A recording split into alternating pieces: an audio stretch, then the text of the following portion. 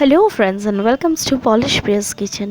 আজকের রেসিপি দুধের পাটিসাপটা, আর তাও এটা আমার মায়ের রেসিপি, তোমাদের সবার সাথে আমি শেয়ার করছি। তা অবশ্যই এই রেসিপিটা আশা করি তোমাদের খুবই ভালো লাগবে।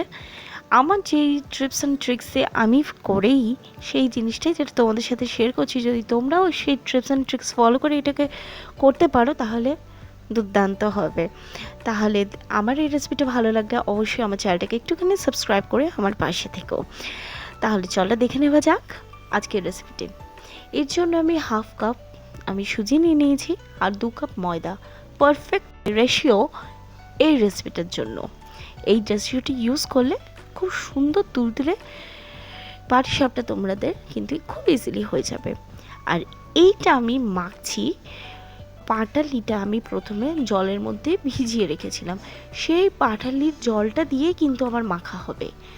এর জন্য আমি প্রথমে ঝোলা গুড় একেবারেই কিন্তু ব্যবহার করব না, পাটালি দিয়ে কিন্তু আমার পুরো ব্যাটারটা আমি তৈরি করব ঠিক এরকমভাবে। আর অবশ্যই বন্ধুরা, যখন তোমরা করবে তখন খুব অল্প অল্প করে গুড়ের জলটা দিতে থাকবে আর ব্যাটারটা তৈরি করতে থাকবে। প্রথমেই একদম বেশি করে জল দিয়ে ব্যাটার তৈরি করতে যেও না, একটু একটু করে জল দিয়ে তৈরি করলে তাতে কী হয়, কোনো লাম্পস তোমাদের থাকবে না ব্যাটারটা যখন তৈরি করবে। আর লাম্পস থাকলে মোটেও সেটা খেতে ভালোও লাগবে না। তাই জন্য একটু একটু করে পরিমাণ মতো জল দিয়ে ওটাকে মিক্সড করতে থাকো ভালো করে। একটু হয়তো সময় লাগবে কিন্তু জিনিসটা ভালো হবে। আর অবশ্যই আর একটা কথা বলে রাখি, এই জিনিসটা করার সময় মিক্সি ইউজ করো না, এটাকে হাত দিয়ে ব্লেন্ড করো। ঠিক এরকমভাবে হবে। একদম যতক্ষণ না স্মুথ পেস্টটা হচ্ছে ততক্ষণ অবধি করতেই থাকতে হবে আমাদের। দেখো ঠিক এইভাবে ভালো করে হাত দিয়ে এটাকে দেখো মিক্সড করে নিতে হবে।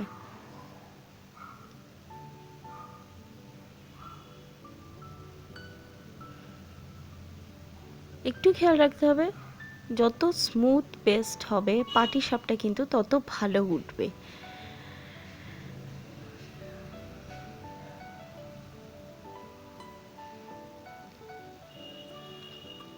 ফ্লোই কনসিস্টেন্সিতে কিন্তু হবে, আর ঠিক থিকনেসটা এতটা হবে। এর উপর থেকে সামান্য কিছু আমি পরিমাপ মতো ঝোলা গুড় দিয়ে দিলাম। এটা আমার খেজুরের গুড়। এটা আমি দিয়ে এবার এটাকে আধ ঘন্টার জন্য আমি এটাকে রেস্ট দেব।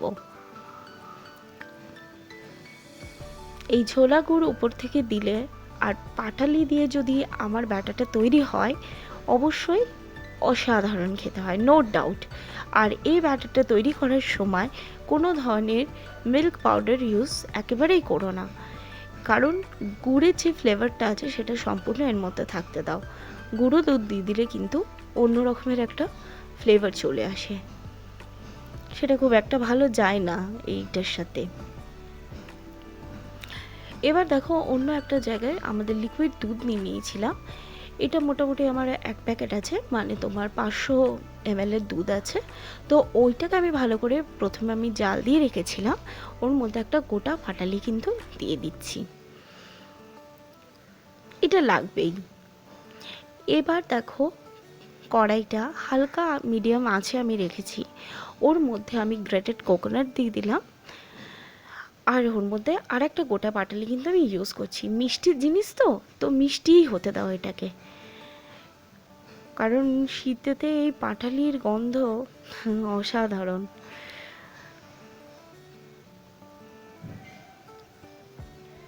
আর পাটালি যত দেখবে কেনার সময় সফট হবে তত পাটালি কিন্তু ভালো হয়, একদম মেল্ট হয়ে যাবে, সেই পাটালির টেস্ট কিন্তু অনেক ভালো হয়। এবার এটাকে আমি ভালো করে কিন্তু এই গ্রেটেড কোকোনাটের সাথে আমি মিশিয়ে ওটাকে কিন্তু ভালো করে জাল দিয়ে নিতে হবে।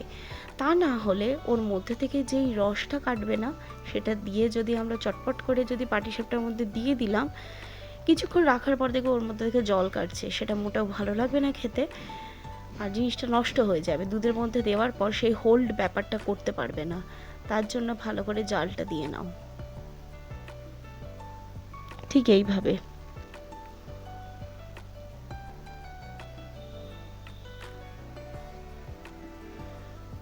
গুড়টা যত মিক্সড হবে এই তোমার নারকেলের সাথে দেখবে ততটা জল কাটছে, সেই জলটাকে একেবারেই শুকিয়ে নিতে হবে। একটু সময় লাগবে কিন্তু জিনিসটা ভালো হবে, কারণ এটা একেবারেই লো ফ্লেমেতে হবে।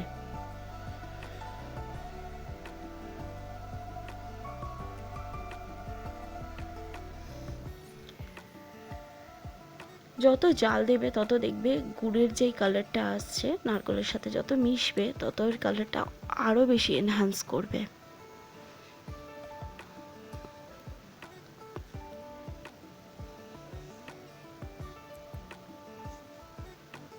মিক্সচারটা কিন্তু দেখো একেবারেই শুকিয়ে এসছে, দেখো কোনো জল কাটছে না।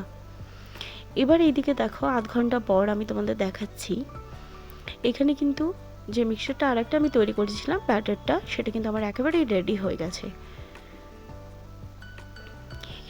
এখানে আমি ননস্টিক একটা তাওয়াতে বেগুনের বোটা দিয়ে কিন্তু তেলটাই আমি লাগালাম, আর তেল আমি এখানে কিন্তু রিফাইন অয়েলই ইউজ করলাম।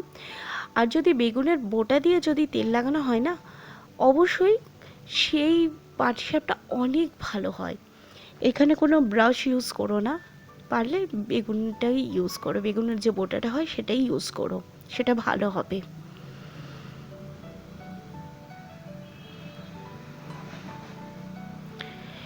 এবার দেখো ব্যাটারটাকে আমি ভালো করে স্প্রেড করে নিচ্ছি, ঠিক এইভাবে।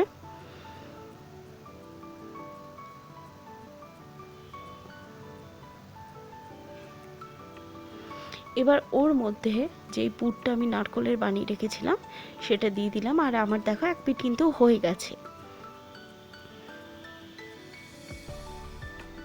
পুরটা একটু বেশি করে দিলে পাটিসাপটা খেতে খুবই ভালো লাগে।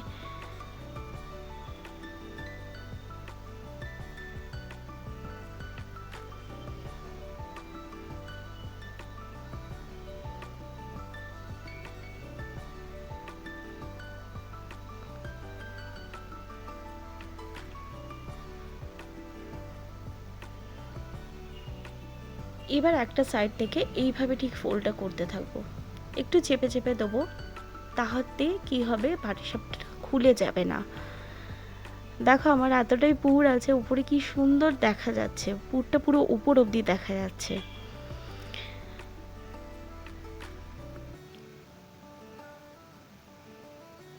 যেইভাবে আমি তোমাদের দেখিয়ে দিচ্ছি সেইভাবে যদি বানাও, কোনো দিন পাটিসাপটা ভাঙবে না, খুলবে না, কিচ্ছু হবে না। এটা দুধের মধ্যে দেওয়ার পরেও কিছু হবে না।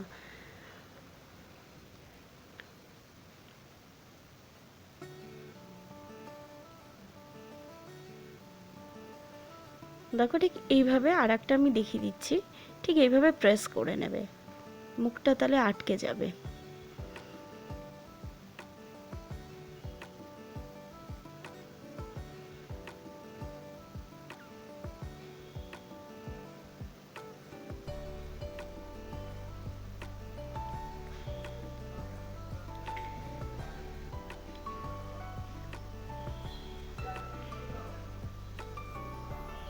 দেখো আমার পাটিসাপটাগুলো একেবারেই ভাজা হয়ে গেছে, আর দেখো যখন এই জালিটা এসে যাবে না এই যে পাটিসাপটার গায়ে, তখনই বুঝতে পারবে তোমরা সবাই কি জিনিসটা একেবারে তৈরি হয়ে গেছে। এবার যতই দেখো আমি নাড়ছি চড়ছি কিন্তু কিছুই হবে না।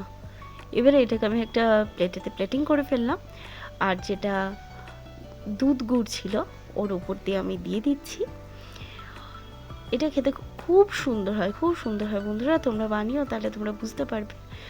আর এটা আমার সম্পূর্ণ, এই রেসিপিটা আমার মায়ের রেসিপি, এটা এত সুন্দর খেতে হয়, এটা যতক্ষণ না বানাবে তোমরা মানে ভাবতেও পারবে না কি সুন্দর হয়। আর আমি গার্নিশটা করে দিয়েছি, যে পুরটা দিয়েছিলাম ওইটা দিয়ে, আর ঝোলা খেজুরের গুড় দিয়ে। অসাধারণ টেস্টের এই পাটিসাপটা, রিকোয়েস্ট আমার তোমরা সবাই বাড়িতে বানিও, আর তোমাদের ফ্যামিলি সবার সাথে এটাকে শেয়ার করো, বন্ধুবান্ধবদের সাথে শেয়ার করো, আর সুন্দর করে খেও এটাকে। আর অবশ্যই আমার চ্যানেলটাকে একটুখানি সাবস্ক্রাইব করে দিও। আবার একটা নতুন রেসিপি নিয়ে আবারও আমি চলে আসবো, আর প্রথম থেকে শেষ অবধি ভিডিওটা দেখার জন্য তোমাদের অসংখ্য ধন্যবাদ।